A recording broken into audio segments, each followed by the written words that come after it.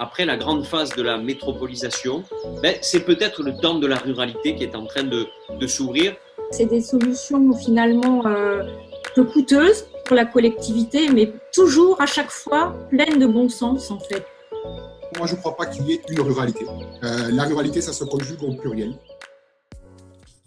Alors, bonjour à toutes et à tous. Je suis vraiment désolé, je ne vous vois pas. Donc, je vais regarder ma petite caméra en ayant l'impression de vous voir.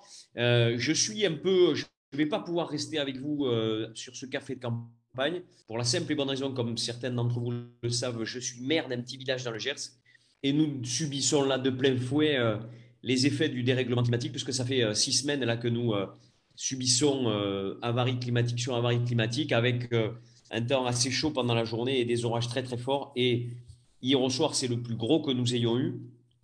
Donc j'ai fini ma nuit à 3 heures du matin à tronçonner une quinzaine d'arbres qui étaient tombés sur ma commune et que je continue toute la journée après un PC sécurité avec les pompiers qui a été assez angoissant parce qu'il y a beaucoup de gens qui sont dans des situations difficiles. Donc on voit très nettement les effets du changement climatique, le bouleversement climatique qu'il y a. On annonce encore a priori ce soir des dégâts. Donc on avait pensé à faire ce café de campagne sur cette thématique de la transition et des changements climatiques. Et voilà. Bon, je, je ne pouvais pas ne pas vous saluer et vous dire combien cette problématique est tout à fait essentielle dans nos territoires ruraux où nous avons peu de moyens, on a des bras, on a des tronçonneuses, on a des pompes, on a des groupes électrogènes, mais il n'y a plus d'électricité depuis hier au soir. Et on se retrouve dans des situations difficiles. Et heureusement que la ruralité, nos territoires ruraux, nous savons garder de la solidarité, de la Bonjour, fraternité, est-ce que même je dois quelqu'un le dire. m'entend? Et oui, on vous entend très bien. Et donc, on est face à une situation quand même extrêmement difficile. Donc, là encore, il y a une certaine inégalité, j'aurais tendance à dire, de traitement dans nos territoires. Il est important de nous battre pour nos territoires ruraux et pour nous battre, pour lutter le plus.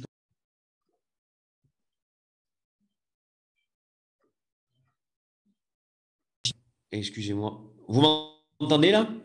Oui. Ouais. Ouais, c'est bon. Vous m'avez entendu ou pas, ou je parlais dans le vide? C'est juste. Bon, d'accord. Donc, il est important de nous battre contre les effets du dérèglement climatique, contre le dérèglement climatique, bien entendu, limiter au maximum les températures et sauvegarder ce que l'on peut encore sauvegarder, parce que là, je dois vous dire que l'ensemble de les bois, les terres agricoles, là, sont très touchés, et je ne vois pas ce qu'on va pouvoir récolter, de la vigne ou du blé, c'est mort, le colza, c'est mort, et même le maïs, alors que nous sommes dans un territoire qui est... voilà, le maïs est couché ou cassé, donc on est dans des situations extrêmement problématiques. Voilà, Même le foin pour les animaux. Et le foin pour les animaux, exactement. Et le foin pour les animaux, tout à fait. Donc on est dans des situations là très compliquées. Donc je vous souhaite un très bon café de campagne et je vais continuer mon boulot de maire, d'artisan maire, voilà, au plus près de mes administrés, et j'espère, je vous dis à bientôt.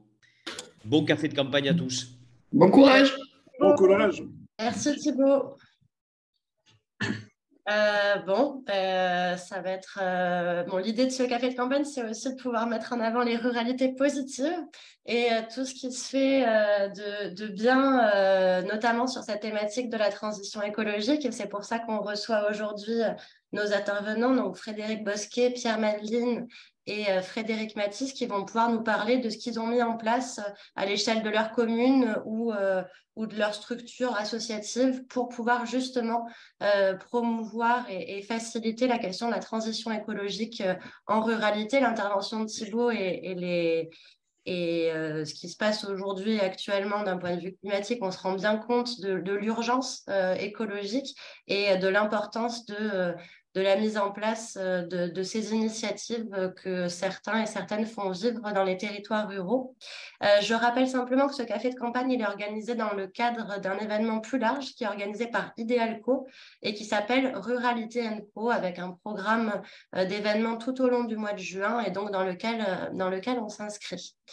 Merci à tous et toutes d'être là. Pour celles et ceux qui nous auraient rejoints récemment, il y a eu un petit bug technique. Vous vous appelez par défaut Marélia Rigui. N'hésitez pas à vous renommer de manière à ce qu'on puisse savoir qui s'exprime sur la partie de questions et réponses. Donc, pour introduire ce café de campagne, on reçoit Pierre Madeline, qui est donc maire de la commune de Sainte-Honorine-la-Guillaume dans l'Orne. Et donc, l'idée, Pierre, si vous pouvez vous présenter, évidemment, et puis nous expliquer ce que votre commune a pu mettre en place pour engager la transition écologique, et ce, dès le début des années 90. Oui, bonjour à tous. Moi, je suis maire d'une commune de 360 habitants où on a 1400 hectares, on a encore 400 hectares de bois quand même. Donc, on n'a pas eu les tempêtes de Thibault tout à l'heure, mais bon, ça peut éventuellement nous arriver. Donc, on est une petite commune qui est restée vivante parce qu'on a réussi à maintenir une école. Donc, on a encore 62 élèves. On a réussi à maintenir tous les commerces en achetant les murs quand les exploitants en place arrivaient à la retraite. Donc, on a une épicerie, un garage et un restaurant. Donc, on a financé tout ça par la vente du presbytère. Donc, ce qui a initié un peu l'envie d'écologie sur le secteur, c'est dans les années 90. Il y a eu un projet d'enfouissement de déchets nucléaires, comme on est dans une zone granitique. Donc, et là, il y a eu une levée de bouclier contre ce projet-là. Il y a eu une manifestation même où il y avait 5000 personnes. Donc, depuis ce moment est née quand même une mouvance écologique pour maintenir quand même un lieu d'habitat dans nos campagnes assez favorable. Donc, suite à ça, on a eu la chance aussi d'avoir un maire pendant 40 ans, ça a été le même, mais qui était très, très écolo, et beaucoup y convient. Et donc, quand on a fait des investissements pour la commune, ça a été en fonction de ça un peu. Le premier investissement, c'était une station d'épuration à phytoépuration avec des roseaux. En 2008, on a fait une chaufferie bois au niveau des logements communaux et des écoles. On a mis des panneaux solaires sur l'école et l'église, ce qui était un peu surprenant à cette époque-là. Mais bon, tous ces investissements-là font qu'actuellement, le coût de l'énergie a divisé par 2 par rapport au fioul avant. La production des panneaux photovoltaïques nous couvre 2 fois parce qu'à l'époque, on ne pouvait pas autoconsommer. Donc, c'était revendu dans le circuit EDF, mais le gain de ça nous couvre 2 fois le coût d'électricité de tous les bâtiments communaux. Super. Et je crois que sur la question de la gestion de l'eau aussi, vous avez été à l'initiative de pas mal de choses. Sur la gestion de l'eau, dernièrement, on a mis en place un truc tout petit. En fait, on a planté à côté des parkings et sur les rétrécissements de chaussées, il y avait des fleurs qu'on remettait tous les ans. Et là, on a planté avec l'aide d'un jardinier voisin des plantes qui ne nécessitent presque pas d'arrosage, donc, et qui sont pérennes, en fait, qu'on n'a pas besoin de renouveler tous les ans. Donc, on a aussi, avec l'aide de 2 services civiques qui ont travaillé sur des thématiques de jardin à l'école, mis des réserves d'eau qu'on prend sous les gouttières, donc pour avoir l'eau pour arroser les jardins. Super. Et du coup, ces initiatives, comment c'est vécu peut-être à une échelle au-delà de la commune? Parce que j'ai entendu parler de visites apprenantes où d'autres maires de l'Orne sont venus Ouais. pour s'inspirer. Donc, c'est des initiatives que vous avez commencé à mettre en place il y a quand même plus de 20 ans. Comment aujourd'hui vous vous rendez compte de la modernité? Il y a des curieux autour et il s'est créé dernièrement une association de partage d'idées et de réalisation des petites communes rurales. Donc, c'est démarré il y a 18 mois. Il y a déjà eu 3 rencontres et en fait, le nombre de maires à chaque rencontre double. Et la dernière visite a eu lieu à Sainte-Honorine il y a un mois. Il y avait 15 maires de l'Orne et du Calvados qui sont venus voir les petites réalisations, parce que ce sont des petites réalisations qu'on fait, mais de voir aussi que c'est possible à l'échelle d'une commune. Donc, et ça permet, et il y a une prochaine visite demain dans une commune à côté d'Argentan, où il va y avoir pas mal de maires à venir voir les réalisations de cette commune. Donc, ces échanges et ces partages, c'est très intéressant parce que ça permet, les gens se disent, c'est pas possible de le faire chez nous. Et quand on voit une petite commune qui a réussi ses réalisations, c'est important. Donc, Merci beaucoup, Pierre. Je ne sais pas s'il y a des questions déjà des participants que vous souhaiteriez poser à Pierre, ou si on les pose à la fin après l'intervention de Frédéric et des deux Frédéric d'ailleurs. S'il n'y a pas de questions immédiatement, si c'est le cas, n'hésitez pas à ouvrir votre micro et à parler. Et sinon, on peut enchaîner avec Frédéric Bosquet concernant Terra, et puis ensuite réouvrir les micros pour les questions des participants. Donc Frédéric, si tu peux te présenter et nous expliquer un petit peu ce qui t'a amené à porter le projet de Terra et d'associer donc cette notion de transition écologique et de ruralité.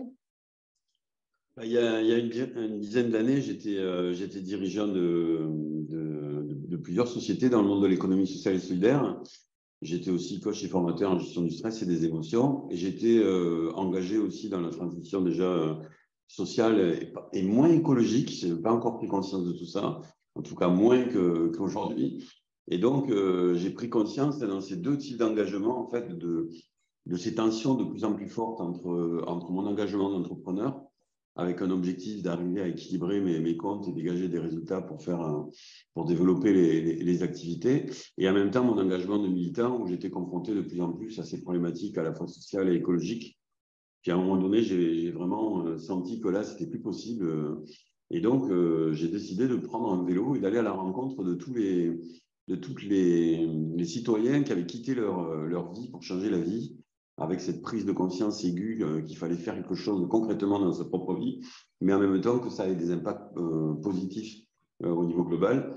Et donc, j'ai rencontré en vélo pendant un premier Tour de France des dizaines et des dizaines de gens qui s'étaient engagés dans plein de domaines, l'agroécologie, l'énergie, l'éco-construction, les monnaies locales, une base inconditionnelle. Bref, il y avait comme ça plein de gens qui portaient les communs, qui étaient complètement ignorés par les grands médias, par les élus, parce que c'est des petites choses en fait qui commençaient à germer dans ces communes. Et puis un jour, je suis arrivé dans une commune où j'ai interviewé un agriculteur qui gagnait 700 € par mois pour 70 heures par semaine. Et cet agriculteur, il faisait des choses extraordinaires. Et je me suis dit, mais c'est pas possible. Comment on peut déshonorer comme ça une personne en lui filant 700 € par mois alors qu'elle porte à bout de bras les communs de notre société? Moi, à l'époque, je gagnais très, très bien ma vie. Je devais gagner à peu près 70 fois plus que lui. Quand j'étais en intervention, j'ai dit, c'est pas possible, il faut que je fasse quelque chose. Et donc, j'ai cédé les entreprises que je dirigeais en coopérative aux salariés. Je suis parti avec 2 sacs dans un centre dans les Alpes, un centre bouddhiste. Et je me suis donné quelques mois pour me dire qu'est-ce qu'un entrepreneur humaniste au XXIe siècle pourrait faire pour aider ces putains de héros que j'avais rencontrés et qui étaient seuls, isolés, souvent sans subvention, sans moyens, sans comprendre ce qu'était une entreprise ou comment fonctionnait une entreprise. Et je me suis dit, mais il faudrait en fait aller greffer la culture entrepreneuriale sur ces gens qui ont des valeurs pour produire des biens et des services au service des communs et créer ce que moi j'appelle aujourd'hui des entreprises à but communaux communale, dont l'objectif est de revitaliser ces zones rurales, ces petites communes rurales, avec derrière un principe de base, c'est-à-dire d'accueillir toutes ces populations en transition qui veulent quitter les grandes villes pour habiter à la campagne. Nous, on refuse des dizaines et des dizaines de personnes dans notre petite commune, et connecter ces gens qui veulent entrer en transition pour s'installer dans les campagnes avec ces 20 000 communes qui sont en train de crever aujourd'hui parce qu'on ne veut pas investir à capitaux patients, intérêts modérés dans ces communes pour redévelopper des communs. Et donc, je me suis dit, mais ce qu'il faudrait faire, c'est d'aller dans un endroit, dans une zone rurale à revitaliser, dans une petite commune, et là, reconstituer tous les communs qu'on fait la force, finalement, de notre développement pendant des milliers d'années. Et donc, l'idée, c'est d'aller dans ces communes et de remonter, en fait, tous les éléments de base, en fait, de la vie dans ces communes. Donc, une alimentation saine, de l'énergie renouvelable, la récupération, la potabilisation et la distribution d'eau potable, la mise en place d'habitats durables, que ce soit à usage professionnel ou à usage d'habitation, mais aussi des flottes de véhicules en partage, et tout un ensemble de services autour de la transition écologique pour aider les acteurs locaux à entrer en transition, mais aussi tout un ensemble de services autour de l'accès à la culture, pris dans son sens le plus large possible, c'est-à-dire l'éducation, la science, la technologie et l'art. Et donc, ayant pris conscience de ça, je suis reparti avec des amis faire 2 nouveaux Tours de France. On a interviewé des dizaines et des dizaines d'acteurs locaux, des maires, des conseillers municipaux, des producteurs. Ça a duré 2 ans de plus. Et là, on est revenu avec tout un ensemble d'éléments, de données, on va dire, de témoignages. Et avec ça, on a conçu le projet Terra. Terra qui s'appelle donc Tous ensemble vers un revenu d'autonomie. Un revenu d'autonomie, c'est quoi? C'est un revenu, en fait, qui provient justement de ces productions relocalisées, valorisées en monnaie citoyenne locale pour vraiment que cette force économique, elle reste sur le territoire et qu'elle ne remonte pas sur les marchés financiers. Et ensuite, l'objectif, c'est d'assurer à tous les habitants de ces territoires un revenu de base inconditionnel en monnaie citoyenne locale contre garantie par cette production relocalisée. Donc, on s'est installé à Masquières, une petite ville dans le sud-ouest de la France, et on a commencé le projet Terra il y a maintenant 8 ans avec un conseil scientifique. Merci Frédéric. Tu présentes Terra comme un écosystème territorial. Ça veut dire quoi pour toi, cette notion d'écosystème territorial? Alors, pour nous, ça, c'est très, très important. Mais je vais vous donner une métaphore pour comprendre la problématique dans laquelle on est aujourd'hui. Tout notre système financier, il est fait pour financer des structures. Donc, des associations, des collectivités territoriales, des habitants, etc. Enfin, c'est vraiment découpé et saucissonné. Et en plus, notre système financier, il est fait pour avoir des retours sur investissement très rapides avec une valorisation du capital très importante. Là, je vais vous donner une deuxième métaphore pour que vous compreniez bien cette idée-là. C'est un peu comme si notre système financier, c'était un porte-avions et qu'il faisait décoller des mirages sur 200 mètres, en fait. Un porte-avions, il fait décoller des avions sur 200 mètres. Alors que nous, on fabrique des Boeing avec 400 personnes dedans et on a besoin de 2 km, si vous voulez, pour faire décoller nos avions. Et pourquoi on a besoin de 2 km? Parce qu'en fait, on doit baisser la rentabilité financière de nos investissements pour les transformer en rentabilité écologique et sociale. Et pourquoi il nous faut baisser cette rentabilité financière pour financer cette rentabilité écologique et sociale? C'est que pour revitaliser une commune rurale, on a besoin d'intervenir non pas sur des entreprises ou des associations ou des collectivités territoriales ou des habitants, mais on a besoin de les prendre tous ensemble, en fait, pour créer ce qu'on appelle, nous, un écosystème coopératif territorial, c'est-à-dire un écosystème un petit peu comme un corps humain a des organes, et tous les organes concourent à ce que ce corps humain puisse se développer et s'émanciper. Eh bien, on a besoin d'un corps social qui est composé d'organes qui sont des structures économiques ou sociales ou écologiques qui vont participer ensemble à un intérêt collectif qui est la revitalisation d'un territoire. Et ça ne se fait pas sans mal, parce que quand on arrive dans une commune rurale, tout le tissu social il est déchiré. Parce qu'en fait, il y a très peu de revenus, à peu près 2 fois moins que au niveau national. Ça veut dire qu'on se bat pour le peu d'argent qu'il y a sur le territoire. Puis souvent, en plus, cet argent, il converge exclusivement vers les gens qui passent, les touristes, les ouvriers qui viennent travailler. Mais par contre, il y a très peu d'argent qui va vers les habitants qui habitent là toute l'année, vers les entreprises qui sont là toute l'année, vers les commerçants qui sont là toute l'année, vers les collectivités locales qui se battent pour arriver à équilibrer leur budget toute l'année. Et donc, notre objectif, c'est en plus qu'il va falloir amener en fait cet argent pour financer tous ces acteurs et en particulier les aider à créer ce qu'on appelle, nous, des ressources immatérielles. Les ressources immatérielles, qu'est-ce que c'est? Si vous voulez faire travailler une mairie avec une entreprise, avec une association, avec un habitant, alors qu'elles ont des intérêts dialogiques, c'est-à-dire qu'ils sont à la fois concurrents, concurrentiels et antagonistes, on se base beaucoup sur les travaux d'Edgar Morin, qui est parrain du projet. Eh bien, qu'est-ce qui va se passer en fait? C'est que les gens vont avoir tendance à vérifier leurs propres enjeux en fait.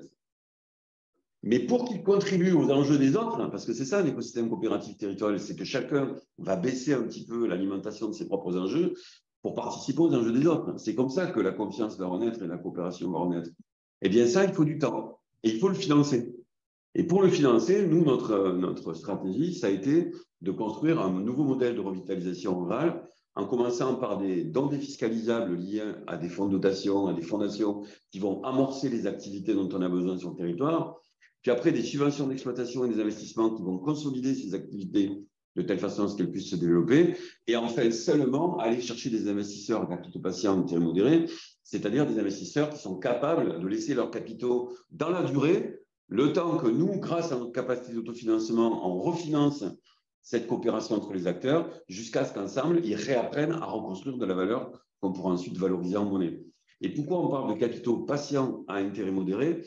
C'est parce que comme on va prendre en charge des externalités sur le territoire, par exemple, je vais parler de la coopération, de la confiance, mais aussi on va produire propre, on va produire local, on va produire avec des gens qui n'ont pas forcément les capacités qu'on a dans les grandes villes. Eh bien, notre rentabilité financière, elle va baisser au profit de cette rentabilité écologique et sociale, et que donc, forcément, on ne pourra pas aller sur les marchés financiers ou voir les banques se financer à 7 ou 8% avec un remboursement tous les mois. Et donc, notre idée, ça a été de construire un circuit court financier. Donc là, par exemple, on a levé presque 1 million d'euros en s'adressant uniquement avec des citoyens. Et on a fait ça en 4 semaines, alors qu'on a rencontré plus de 50 entreprises de financement de l'économie sociale et solidaire, ou du secteur privé, voire même des banques publiques, qui, elles, n'avaient pas de capitaux patients à intérêt modéré, même s'ils étaient debout sur la table sur le projet. Voilà, donc tout le travail pour nous aujourd'hui, c'est de ramener cette épargne sur ces territoires, l'investir dans un écosystème coopératif territorial et pas dans une entreprise, une association, etc. Et en plus, le faire avec des capitaux patients à intérêt modéré pour avoir le temps de revitaliser ces zones rurales et faire en sorte qu'à terme, elles puissent se développer et s'aimer. C'est passionnant. Pour peut-être rentrer sur une dimension très concrète de comment ça se traduit et ça s'opérationnalise sur le terrain, est-ce que tu peux nous donner les exemples de ce que vous faites concrètement chez Terra? Alors, je peux vous donner une première série d'exemples sur comment on a amené ce processus de revitalisation pendant 8 ans. Parce qu'on a tout formalisé, comme je vous disais, on est suivi par un conseil scientifique, on travaille avec des communes, avec le département, avec la région, avec la communauté de communes, on travaille avec des fondations, donc on a vraiment beaucoup de partenaires qui travaillent avec nous. Donc on a pu formaliser un petit peu cette progression pendant presque 8 ans. Et puis je vous donnerai une autre série d'exemples avec ce qu'on est en train de faire aujourd'hui avec le premier quartier rural en transition qu'on fait à Lustra. Donc pendant cette période de revitalisation, on a commencé par arriver dans une petite ferme permacole de 12 hectares dans laquelle on a reconstitué des activités de base liées à la souveraineté alimentaire. Donc cette ferme, elle produit plusieurs types de produits très concrets. On accueille aussi entre 300 et 400 personnes par an qui viennent visiter et s'inspirer de ce qu'on a fait sur le territoire. On transforme aussi des produits de nos partenaires maraîchers.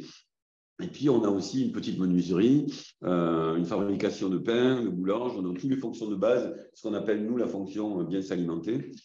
On a aussi, parce qu'on n'a pas pu construire sur le terrain, là aussi, pour des problèmes d'urbanisme, on pourrait y passer l'année, mais bon, on va juste dire simplement que voilà, on a développé aussi une épicerie de producteurs dans une autre petite commune qui est juste à côté, qui s'appelle Tournon-d'Agenais, où il y a 700 habitants. Et là, on a mis en place une petite épicerie de producteurs avec une quarantaine de producteurs qui fournit des biens et des services en circuit court aux habitants du territoire, à la fois aux habitants volontaires qui sont venus habiter, parce que mine de rien, au fur et à mesure qu'on a monté ces activités, il y a de plus en plus de personnes qui sont venues se réinstaller. On est parti à une personne en 2015 et aujourd'hui, il y a plus de 100 personnes qui sont venues se réinstaller dans ce petit village. Et quand je dis 100 personnes, ça peut être des familles avec enfants, ça peut être des célibataires. C'est très hétérogène. On a même maintenant des grands-parents qui viennent nous rejoindre parce qu'il y a eu des petits-enfants qui sont nés. Et donc, on voit que les grands-parents viennent maintenant acheter des maisons et s'installer aussi autour. Donc, on sent que là, il y a un vrai phénomène de revitalisation. Donc, la petite épicerie de producteurs en centre-bourg, mais aussi, comme on a été en contact avec pas mal d'élus du coin, on a été appelé par une petite commune qui s'appelle La Capelle-Cavanac, qui est juste à côté dans le Lot, pour les aider à monter une société coopérative d'intérêt collectif de production d'énergie renouvelable, puisqu'en fait, c'est un modèle qu'on veut dupliquer dans plusieurs communes du territoire pour que l'énergie soit consommée au plus proche possible des lieux de consommation dans nos petites communes. Et puis, on a aussi, pendant toute cette durée, mis en place une monnaie citoyenne locale numérique. Donc, on a repris une monnaie papier qui s'appelait l'abeille, qui était là depuis 2009. Et en fait, on l'a numérisée sous forme d'application numérique qui nous permet aujourd'hui de tracer, en fait, les flux et les stocks de monnaie sur le territoire et de pouvoir agir en fonction des besoins au bon endroit, au bon moment et faire en sorte que toute cette force économique qu'on crée, elle repart plus sur les marchés financiers, mais elle se réinvestit dans le territoire et qu'elle aide à développer ce territoire. Et puis, conscient de ces développements, on a travaillé avec le conseil scientifique et les parties prenantes du territoire pour essayer maintenant de synthétiser tout ça dans ce qu'on appelle, nous, une solution intégrée, comme on dit en économie de la fonctionnalité et de la coopération. On a donc créé, on est en train de créer le premier quartier rural en transition, à Lustrac. Donc, on a acheté 4 hectares à une autre petite commune qui s'appelle Trintel, de 700 habitants, qui est au bord du Lot. Et là, avec elle, puisqu'elle est sociétaire de cette société coopérative d'intérêt collectif, on est en train de créer un quartier rural, donc sur 4 hectares, dans lequel on a relocalisé toutes les fonctions de la revitalisation. Donc, une filière alimentaire qui va de la production en passant par la transformation, la distribution et puis le compostage. Une filière aussi d'éco-construction. Donc, on est en train, c'est notre première grosse levée de fonds, là, il a démarré en septembre, un centre d'éco-construction de ressources et de formation. Donc, c'est un centre qui va construire des maisons ossature bois, qui va permettre aussi non seulement d'accueillir des populations en transition dans ces communes pour les revitaliser, mais aussi qui va faire travailler tous les artisans locaux à partir de techniques de construction qui utilisent la terre, le bois, la paille et des choses qui sont très locales, permettant en fait d'utiliser cet investissement pour revitaliser le territoire. Et puis, il y aura aussi une filière énergie, puisqu'on va produire de l'énergie renouvelable à partir de panneaux photovoltaïques qui sont posés sur les ombrières sous lesquelles il y a des véhicules en partage qui seront loués non seulement aux habitants du village, mais aussi de tout le territoire, parce que dans nos territoires ruraux, il y a très peu de mobilité. Malheureusement, il y a beaucoup de problèmes de mobilité. Et donc, on va partager nos véhicules avec les habitants du territoire. Et puis, enfin, on a aussi une fonction de transition où là, on va organiser dans un tiers-lieu des activités intergénérationnelles avec des enfants et puis des personnes âgées, puisque là aussi, il n'y a plus rien. Toutes ces choses ont disparu de nos campagnes. Donc là, l'idée, c'est de recréer du lien social avec les personnes âgées et puis les enfants et puis les adultes. Et on aura aussi ce qu'on appelle une maison de la transition qui, toute l'année, organisera des ateliers pour transférer, pour sensibiliser, informer, former, accompagner les acteurs locaux à la transition avec des petits ateliers qui vont être organisés autour de l'énergie, de l'eau, de la terre, de la faune, de la flore, de la monnaie. C'est important que les gens comprennent qu'est-ce que c'est, comment fonctionne la monnaie, et puis de tous les activités dont on a besoin pour revitaliser une commune rurale.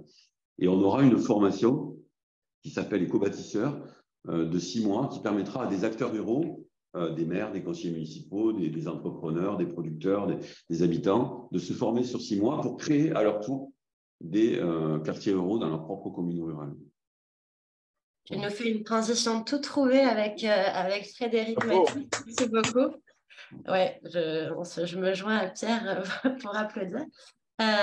Pour la transition et puis pour tout ce qui a précédé, évidemment, surtout. Puisque là, tu étais sur les questions de transmission, de formation, qui sont quand même au cœur des enjeux de transition.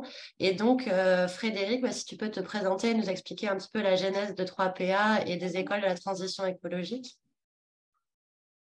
Bonjour tout le monde, merci beaucoup. J'espère que ma connexion est bonne parce qu'en milieu rural, en général, les connexions ne sont pas toujours au top. Donc, Ça, c'est une première chose. Et la deuxième chose, c'est que vous excuserez ma voix éraillée, mais comme Thibaut, je me suis couché à 3 heures du matin, mais pour d'autres raisons, dues à Jack Lang il y a quelques années. Donc voilà, c'est un peu, la journée est un peu chaotique, on va dire, mais ça va. Donc oui, ben moi je suis Frédéric, je suis fondateur et directeur d'une association qui s'appelle 3PA, qui veut dire penser, parler, partager, agir, et dont l'objectif est l'éducation, formation et insertion à la transition écologique. J'ai créé en fait 3PA en 2004, et donc ça va faire 20 ans bientôt. Et du coup, le constat de départ, alors moi je suis dans la région toulousaine. Je suis originaire d'un petit village à 45 km de Toulouse, au sud-ouest de Toulouse, qui s'appelle Poucharamé, qui est, paraît-il, le plus beau village du monde. Voilà. Certains me disent en tout cas. Et du coup, à l'exception d'autres peut-être. Mais... et du coup, le constat, c'était la question. Alors moi, je travaillais dans une maison d'enfants à caractère social. Et le constat, c'était début des années 2000, on commençait à beaucoup parler des questions de changement climatique, développement durable à l'époque, etc. Et dans le foyer dans lequel je travaillais, je voyais que les jeunes n'étaient pas du tout impliqués dans ces questions d'écologie, je dirais écologie pour simplifier. Alors que, on le sait aujourd'hui, les personnes les plus en difficulté, les plus en difficulté au sens large, sont les premières victimes des bouleversements climatiques que l'on vit. Et du coup, je me suis dit, c'est pas normal en fait que ces jeunes-là, ils soient pas du tout impliqués dans ces questions. Et donc, au départ, je suis allé, comme tout bon éducateur à l'environnement que j'étais à cette époque-là, je suis parti avec ma petite mallette pédagogique dans les quartiers de Toulouse, au Mirail, à la Faurette, pour ceux qui connaissent.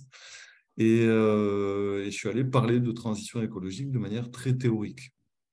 Et le retour en fait, des jeunes n'a pas été très négatif, mais c'est surtout qu'ils m'ont dit, en fait, tes questions de fin du monde, c'est très, très intéressant, hein, ça a l'air grave tout ce qui se passe, mais nous, on a des problématiques un peu plus quotidiennes qui sont très concrètement de remplir le frigo ou trouver un job ou une formation. Et donc, on s'occupera de tes questions un peu plus tard, quoi. Démoralisé, mais pas invaincu, je me suis dit, mais en fait, oui, c'est très théorique, c'est très éloigné de la réalité du terrain. Et du coup, l'idée, ça a été de dire, mais en fait, plutôt que moi, dans les quartiers, où j'ai pas forcément les codes, où on est un peu hors sol, ou tout ça, ben, en fait, on va plutôt accompagner des groupes de jeunes avec moi dans mon village d'enfance, donc Poucharamé, pour aller pratiquer cette écologie, cette transition écologique. Et du coup, c'est ce que j'ai fait à partir de 2006-2007. Et du coup, partir avec des groupes d'une dizaine de jeunes des quartiers, du coup, de ces quartiers-là, de Toulouse, à la campagne. Et là, on faisait, on plantait des pommes de terre, on fabriquait des panneaux solaires. Enfin, le Frédéric précédent a parlé de ces sujets, d'éco-construction, etc. Et là, ça a été une vraie révélation, un vrai choc, parce que ce qui s'est passé, auquel je ne m'attendais pas, c'est qu'il s'intéressait au sujet. Du coup, il écoutait. C'est qu'est-ce que je viens de faire. Ouais, j'aime pas. C'est bien. Ils s'intéressaient au sujet, mais en plus de ça, ils avaient envie de... Ils m'ont demandé en fait d'aller plus loin. Ils m'ont dit, en fait, ça me plaît tellement de construire, de fabriquer, de faire des choses de mes mains que j'ai envie en fait de concilier en fait ces questions d'écologie avec mon travail au quotidien. Donc, comment on fait pour se former, pour travailler dans ces métiers de la transition écologique que tu nous as vantés pendant ces 10 jours? Et là, à nouveau, un petit peu embêté, je dis, je ne sais pas trop, parce que je ne sais pas trop ce qui existe. Et donc, on a fait un peu le tour, et puis on orientait des jeunes vers des CFA, des lycées pro, chez les compagnons, etc. Et les jeunes, en fait, revenaient quasiment systématiquement en me disant, les 3 constats, c'était l'écologie dont tu nous as bassiné, on n'en parle pas du tout dans les formations. Les formations que tu nous as orientées ressemblent trop à l'école classique que j'ai quittée. En fait, je ne m'y retrouve pas. Prendre la maçonnerie dans une classe, ce n'est pas possible, ça ne me plaît pas. Et puis, pour les filles qu'on accueillait, c'était très compliqué de se retrouver toutes seules au milieu de groupes de 15 ou 20 gars, tous plus machos les uns que les autres, et parfois même le formateur encore plus macho que les collègues. Donc là, encore un peu compliqué, et du coup, petit à petit, en fait, avec ces jeunes-là, on a dit, ben, en fait, il n'y a pas, en tout cas, à notre connaissance, à ces années-là, il n'y a pas de proposition en fait, de formation qui correspondent en fait, à vos envies. Et bien donc, on va se retrousser les manches et on va construire en fait, ces formations petit à petit ensemble.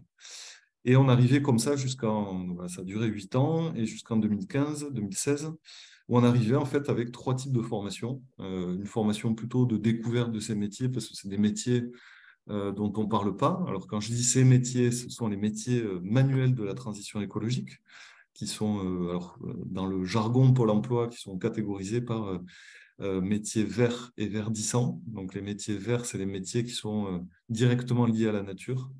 Et les métiers verdissants, pour faire rapide, hein, qui sont tous les métiers qui sont en pleine transformation du fait de la prise en compte des enjeux de transition écologique, donc le bâtiment, la rénovation écologique, l'agriculture bio, etc. Donc on avait cette première brique de formation qui était la découverte de ces métiers. Une deuxième brique de formation qui était quand on a découvert en fait toutes les potentialités de ces métiers, mais qu'est-ce que j'ai envie de faire entre installer des panneaux solaires et planter des pommes de terre. Du coup, on prend le temps, voilà, 3 à 6 mois pour parler de tout ça. Et le troisième brique qui était une formation certifiante, puisqu'on travaille avec des jeunes qui sont déscolarisés, donc c'est souvent leur premier diplôme. Et donc des formations certifiantes. Et nous, la première qu'on a créée à côté de Toulouse, c'était une formation de menuiserie spécialisée en économie circulaire. Voilà un petit peu, donc tout ça, on avait tout ce fil, et donc on s'est dit, ce serait quand même cool de créer une école pour les jeunes déscolarisés. Et donc en 2017, on a lancé cette première école de la transition écologique, qu'on appelait Être, parce que, en plus des questions de fin du monde et fin du mois, on travaille, et ça j'en parlerai peut-être un peu plus tard, mais sur ces questions de fin du mois sans S, sur le sens, l'utilité et la place qu'on peut avoir dans la société actuelle. Voilà, et donc on a lancé ça en 2017. Aujourd'hui, donc il y a une école donc, qui est portée par 3PA, donc à 45 km de Toulouse. On a migré de Poucharamé à La Hage. C'est le deuxième village le plus beau du monde, hein, mais du coup encore plus petit, puisqu'on est passé de 800 habitants à 160 habitants. Donc on est encore plus parti dans la ruralité. Et on est aujourd'hui donc dans un lieu, un tiers-lieu, puisqu'on en parle beaucoup aujourd'hui, de 3500 mètres carrés, où on a une dizaine de structures, voilà, des boulangers, des gens qui font des plantes médicinales, etc. Et tout ça au service en fait, de cette formation et de cette insertion. Voilà. Et ce que je n'ai pas dit pour terminer, c'est que du coup... Ouais, vas-y. Ouais, non, mais c'était ça. En fait, de pouvoir faire le lien avec donc il y a l'école de La Hage, et puis maintenant vous avez développé un réseau. Donc si c'était possible d'avoir un petit peu des éléments aussi là-dessus, ce serait chouette. Tout à fait. Ouais. Tout ça, comme j'ai dit, en fait, c'est fait un peu de surprises et de rencontres. Et ce qui s'est passé en 2017, quand on a inauguré cette première école de la transition écologique à La Hage, on ne s'y attendait pas trop, mais on a reçu en fait des dizaines et des dizaines d'appels de partout en France, que ce soit des parents, des grands-parents, des jeunes, des mairies, voilà, des associations, etc., qui nous disaient, mais c'est trop bien cette école, j'ai entendu, on avait eu la chance de passer sur carnet de campagne, donc c'était pas café de campagne, mais c'était carnet de campagne, voilà, et du coup, ça a résonné chez pas mal de gens, et donc les gens nous ont appelés et dit, mais c'est trop cool, mais bon, votre bled, c'est bien sympa, mais c'est un peu loin de la Bretagne ou de l'Alsace, et donc ce serait bien quand même qu'on ait une école comme ça à côté de chez nous. Et donc, on s'est dit, ce n'était pas du tout le projet à la base, mais on s'est dit, on a mis quand même 10 ans à faire naître cette première école. Si on pouvait accompagner au mieux d'autres structures pour monter des nouvelles écoles, ce serait bien, ça ferait gagner du temps. Et puis en plus, en tant que réseau, on serait peut-être plus fort aussi pour aller parler de ces questions-là, pour aller convaincre de la revalorisation de ces métiers manuels, etc., etc. Et donc aujourd'hui, alors on a fait le choix de faire, on ne fait pas de développement propre, on a un développement en franchise sociale. Donc c'est comme une franchise, mais on est beaucoup plus dans la coopération, la co-construction, etc. Mais sinon, c'est le même modèle qu'une franchise. On est un peu les Leclerc ou les McDonald's de la transition écologique. Non, pas tout à fait quand même. Mais du coup, on accompagne en fait des porteurs de projets locaux parce qu'on pense très clairement que ces projets-là partent du territoire. Chaque école, en fait, aujourd'hui, il y a 20 écoles en France depuis la semaine dernière. Donc, voilà, on est assez contents et fiers. On a un objectif d'avoir 60 écoles d'ici 2027. C'est un objectif qui est assez ambitieux en termes de nombre, puisqu'on part d'une école au fin fond de la campagne à 60 écoles d'ici 5 ans. Mais les enjeux sont forts, parce qu'aujourd'hui, nous, on dit que la formation, en fait, représente déjà, puisqu'il y a déjà des secteurs où c'est le cas, le goulot d'étranglement de la transition écologique, dans le sens où, par exemple, en Occitanie, sur le secteur des énergies renouvelables, puisque ça a été évoqué par monsieur le maire, on a aujourd'hui en Occitanie 7 postes pour un candidat. Donc, il faut massifier cette formation. Et donc, nous, on le fera par le biais des écoles, mais aussi par le biais du fait d'accompagner et travailler avec des structures, des réseaux, des organismes de formation pour transformer la formation dans tout ça. Super, merci. Ça nous donne un panorama entre vous trois extrêmement large de cette question qui est elle-même très vaste, que ce soit en termes d'enjeux ou d'initiatives qui peuvent exister. Je propose peut-être qu'on laisse des personnes poser des questions donc, à nos 3 intervenants. Donc, vous avez le chat, vous avez surtout la possibilité d'ouvrir vos caméras, parce que j'ai l'impression qu'il y a quand même beaucoup de gens qui ont les caméras fermées en plus des micros. Donc, n'hésitez pas à ouvrir et à pouvoir poser des questions. Sinon, je suis sûre qu'on peut redonner la parole à l'un d'entre eux et qui se fera un plaisir de pouvoir développer davantage ou peut-être réagir sur les interventions précédentes les uns et les autres. S'il n'y a pas spécialement de questions, je ne sais pas si Frédéric, Pierre... Moi, je voudrais bien poser une question aux 2 précédents, à Frédéric. Déjà, peut-être en termes juste de volume financier, du coup, qu'est-ce que ça représente, du coup, enfin, voilà, comme entreprise, finalement, et ça, et je crois aussi tu parlais de revenus de base, et comment ça a été inconditionnel, et comment le montant, en fait, a été déterminé par rapport à aujourd'hui, on parle de seuil de pauvreté, etc. Et donc, j'étais assez intéressé là-dessus. Et après, juste ma deuxième question à monsieur le maire, c'était, il disait qu'ils étaient très innovants, et ils ont été effectivement très innovants et très en avance, et comment aujourd'hui c'est quoi être en avance aujourd'hui par rapport aux défis qui arrivent dans les 20 ans à venir? Être en avant, je ne sais pas si c'est être en avant, c'est poser les vraies questions. Pour répondre à Frédéric Bosquet, chapeau tout ce qu'il a fait, mais on a un peu la même problématique dans notre petite commune. On a une demande croissante d'habitat, mais on les a pas. Donc, il y a quand même pas mal de gens qui sont motivés et intéressés sur cette transition écologique. Donc, dès que ça se passe un peu d'un petit lieu, il y a un afflux de gens qui ont envie de venir. Et là, pour y résoudre, on essaie actuellement chez nous de créer on a un projet qui se met en place d'habitat participatif et intergénérationnel. Donc, ça pose beaucoup de questions parce que dans notre département, c'est le premier. Et en plus, dans une commune de 360 habitants, ça ne s'est jamais vu.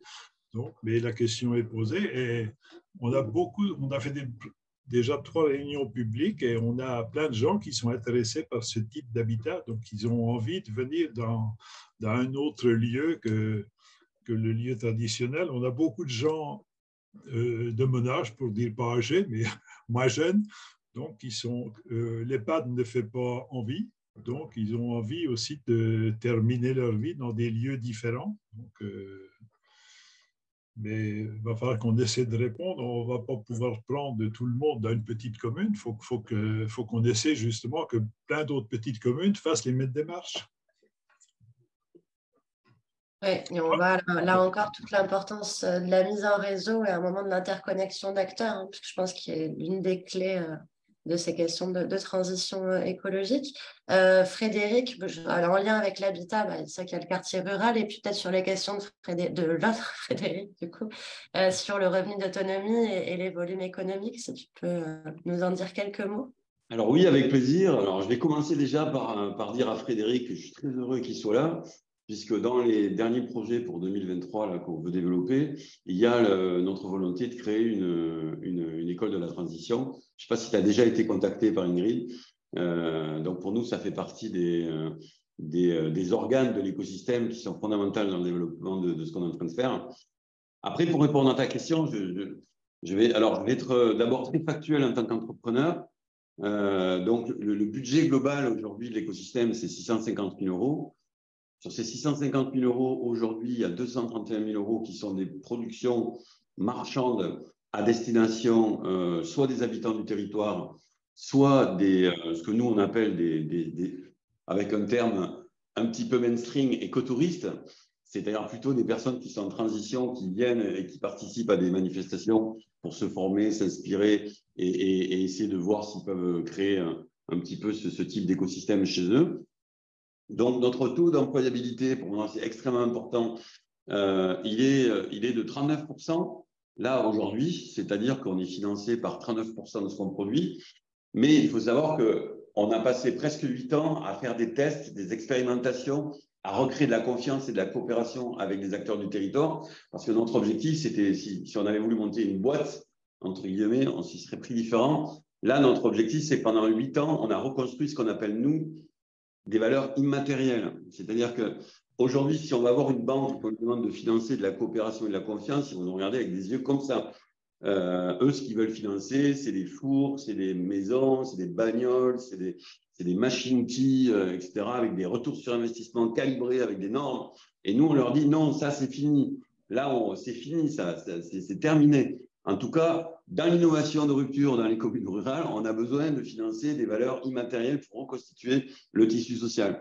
Donc, je dis ça, c'est important parce que c'est pour montrer que ce dont on a travaillé pendant 8 ans, c'est la reconstitution des liens entre les parties prenantes du territoire et comment on va financer ce qu'il y a entre les structures qui permet de faire ces liens. C'est pour ça qu'au début, on a passé presque 5 ans avec une employabilité de moins de 25%, donc niveau chantier d'insertion, on va dire. Puis après, en 1 an, on est passé de 25 à 30%, et maintenant, en 1 an, on vient de passer à 39%. Ça veut dire que progressivement, on est de plus en plus en capacité de produire par nous-mêmes cette valeur qui va être ensuite redistribuée. J'explique tout ça pour bien comprendre ce que c'est que le revenu d'autonomie.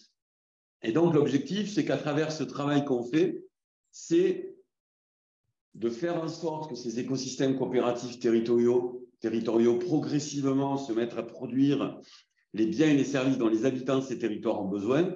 Et on s'est fixé des choses très concrètes.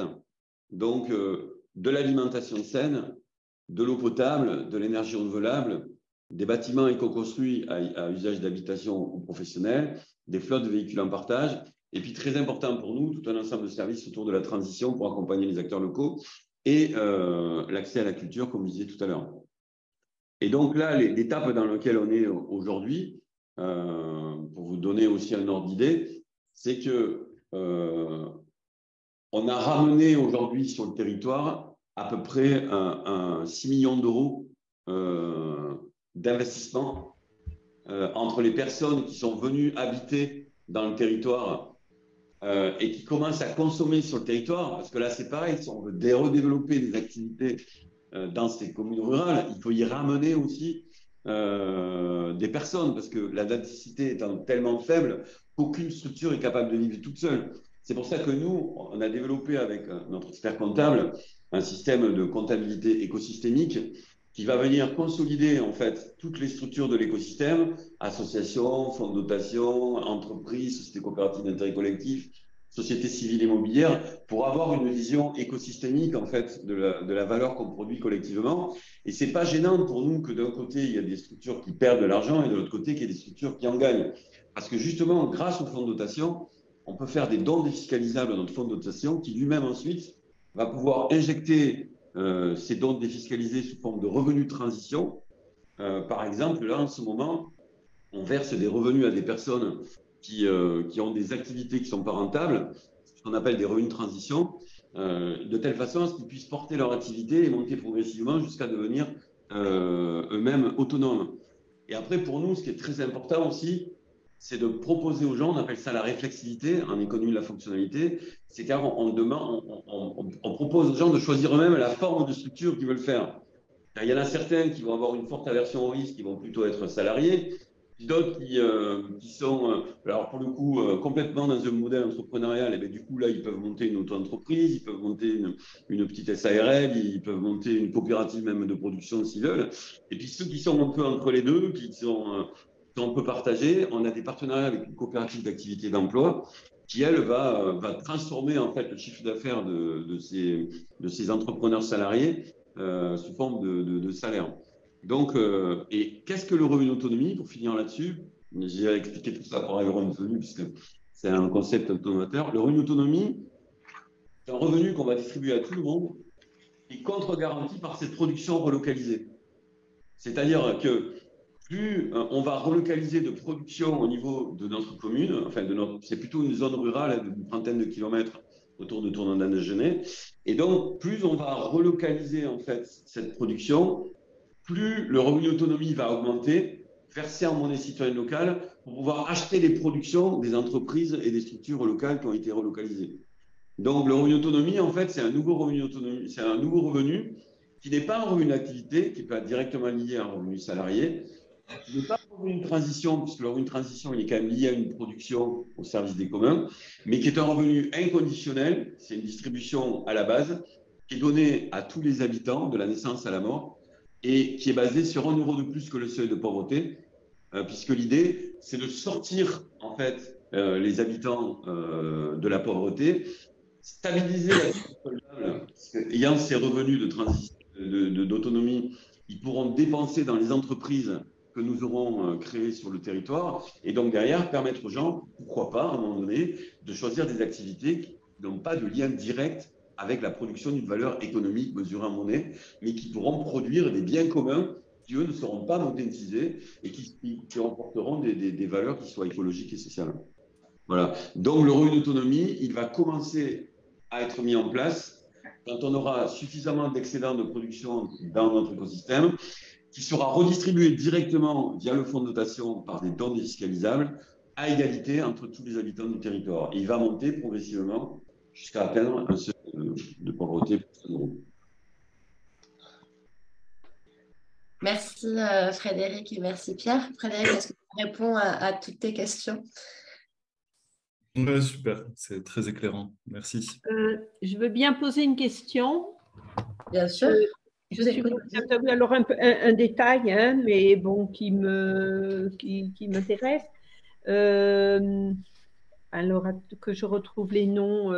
Donc, 2 personnes sont intervenues en parlant des panneaux photovoltaïques.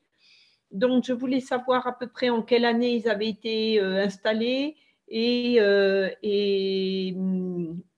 sur quel type de structure et qu'en est-il de la maintenance, en fait? Comment, donc, voilà, c'est un petit peu une question de détail. Non, mais je pense que c'est plus qu'un détail. Peut-être, monsieur le maire, Madeleine, si vous voulez. Ils ont été installés en 2011 et 2012. Il y en a 200 mètres carrés, 100, même un peu plus. Il y en a une partie sur l'école et les bâtiments de la commune et l'autre partie sur l'église. Au niveau maintenance, jusqu'à maintenant, on n'a fait qu'un nettoyage. Mais je pense qu'il faudrait faire un nettoyage plus souvent. Parce que dès qu'on les a eu lavés, on a vu l'augmentation, la production qui avait augmenté un peu. Sinon, on n'a rien eu de frais depuis la construction. Et là, on avait un amortissement sur 10 ans. Donc là, ils sont finis d'amortir. Maintenant, c'est que du boni, ce qu'on produit. Et la durée de vie de ces panneaux, elle est censée être combien? 20 ans. Je vous le dirai dans 30 ans. D'accord. On ne sait pas trop. Hein. Donc, il y a des voisins là qu'on a depuis 20 ans et ils fonctionnent toujours. D'accord. Bon, Voilà, et le nettoyage est fait par des équipes municipales ou par des Oui, localement? c'est les laver avec de l'eau, hein, c'est tout. Parce Oui, qu'on c'est voit, tout. ils D'accord. verdissent un peu. OK. Je vous remercie pour ces précisions. Merci beaucoup. L'heure tourne, il est déjà 14 heures. Il y a simplement une question dans le chat. Je pense que c'est plutôt pour toi, Frédéric, sur comment on déniche un expert comptable capable de cette approche par impact. Alors justement, c'est là la super. Alors c'est dommage, on pourrait parler des heures des monnaies citoyennes locales, hein. C'est pour moi, c'est une nouvelle forme de bulletin de vote, hein. Quand on vote tous les 6 ans, les choses vont mettre du temps à se mettre en place. Quand on vote tous les jours, ça peut se mettre en place beaucoup plus vite. Donc pour nous, la monnaie citoyenne locale est un bulletin de vote. On utilise notre argent comme un bulletin de vote. Et donc on a travaillé à matricer, c'est-à-dire à mettre ensemble plusieurs acteurs du territoire pour leur permettre de payer en monnaie citoyenne locale. Et donc, entre les producteurs, les commerçants, les professions de services, on a un expert comptable qui est arrivé en disant, mais moi, je veux bien accepter mes prestations de services en monnaie citoyenne locale. Et il se trouve que cet expert comptable est quelqu'un de formidable, qui est devenu un ami. Il est même sociétaire maintenant de la SCIC qu'on a créé. Et lui, en fait, son dada, en fait, c'est la comptabilité écosystémique. Et donc, avec lui, on a travaillé, en fait, à élaborer une comptabilité analytique qui nous permet de regarder, en fait, notre écosystème comme si c'était la radiographie d'un animal et dans le regarder soit d'un point de vue du territoire, où sont les structures, soit d'un point de vue des fonctions. Voilà, est-ce que c'est la fonction s'alimenter, est-ce que c'est la fonction habiter, est-ce que c'est la fonction transition ou est-ce que c'est la fonction mobilité? Et on peut aussi le regarder d'une troisième façon, d'un point de vue des structures juridiques. Et donc, on a travaillé avec lui sur ce modèle qu'on est en train d'affiner à chaque fois. Et donc, je crois qu'encore une fois, on en trouve, mais il faut les chercher. Voilà. Il faut les chercher, mais on en trouve. C'est un beau mot de la fin, je trouve. On en trouve, mais il faut les chercher. Exactement. Ça, c'est pas mal. Donc, ouais, il est déjà 14h02, malheureusement. C'est pas Thibaut qui... Ah, pardon, je crois qu'il y a quelqu'un qui voulait intervenir. Oui, non, c'était Dernière juste intervention. pour dire à Frédéric, donc c'est Karine à la vieille école et c'est moi qui ai posé la question sur l'expert comptable. Et comme on est tous les deux en Lot-et-Garonne, si tu veux bien me donner son nom, ça m'intéresse. Avec un immense plaisir. Et tu pourras le payer en monnaie citoyenne locale. En plus.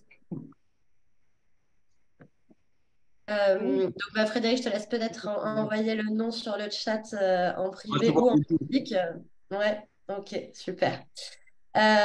Écoutez, merci beaucoup à tous et toutes d'avoir participé, aux deux Frédéric et à Pierre d'être intervenus et d'avoir amené à la fois pour tout ce qu'ils ont fait avant et de nous avoir instruit de tout ça. C'était très intéressant.